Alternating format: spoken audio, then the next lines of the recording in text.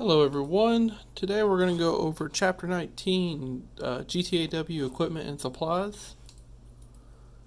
Um, just for those who don't know, GTAW means Gas Tungsten Arc Welding. Its original name was TIG or Heliarc. Those are the other two common names for it.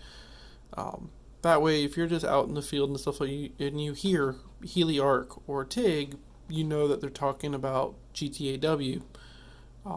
TIG stands for tungsten inert gas, and Heliarc is because they used to do it with helium. So let's talk about the principles. One of the big things is that the arc is struck between the tungsten electrode and the base metal, so you don't actually have a consumable electrode. That's the big thing. It's a non-consumable electrode. It is the one that does that. Always remember that. It's protected by shielding gas to prevent oxidization. So your basic equipment is the welding machine, of course, the torch, and the electrode.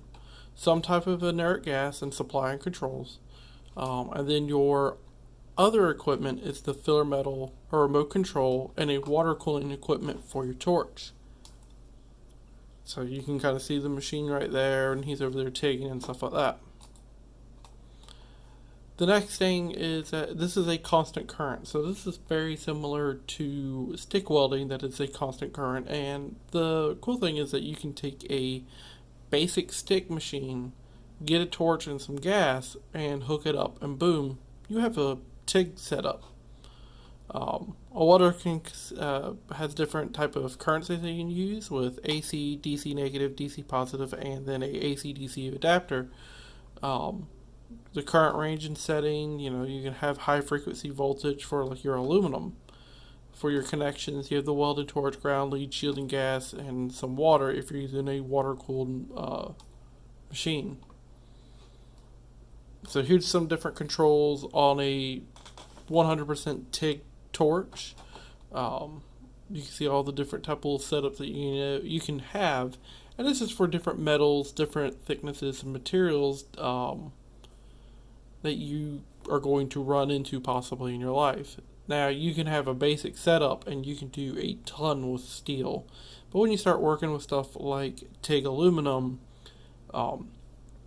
having different controls for high frequency and stuff like that really comes in key. So let's talk about your different ones. So DC negative, direct current electrode negative, or also known as direct current straight polarity. And then you have DCEP, or direct current electropositive, or direct current reverse polarity. When it comes to DC negative, it gives you the deepest penetration. So this is the one that goes as far as it can. It's typically used on steel, stainless steels, nickel alloys, and other metals without surface oxides. So that's also the reason why when you're in the shop and we're saying it's DC negative, is so that you can get the penetration. DCE positive, this is where you have your higher heat in the electrode. So your electrode is the one that typically takes all the heat for it. And you typically need a larger electrode, because if you're using, say, the 1/8 stuff, it might actually melt your electrode before it's supposed to. It has a cleaning action, which means it actually cleans up the metal while you're welding. Now, you're going to have to still clean up the metal yourself and get it ready to weld, but this also helps with it. And this is typically for stuff like aluminum and magnesium. But the thing is that typically if you're doing aluminum, you're probably doing it in AC. Now, AC stops and starts about 120 times per second, so it goes from negative to positive 120 times. There's equal heat in both the base metal and the electrode. The penetration is less than DC negative because you're switching to positive, but more than positive because you're going to negative. It also has a cleaning action, very much like positive. So if it asks you, which one has the best penetration, it's negative. Which one has a cleaning action, it's both AC and DC positive. So just kind of remember that. So here's the cleaning action of them, and you see what I'm saying. Here's some surface oxides. And when it comes to your DC negative, there is no cleaning action. That's also why you have to make sure your metal is extremely clean if you're going to be doing stuff with steel, because there is no cleaning action. As for positive, the cleaning action is very much more broad, but as you can tell, not that much penetration.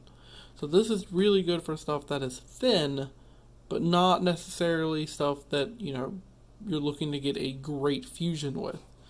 But then when we get AC, it has more penetration than positive, more cleaning action than negative. It's kind of the best of the two worlds, but it doesn't always fit. So, you have to know what process you're working with and which material.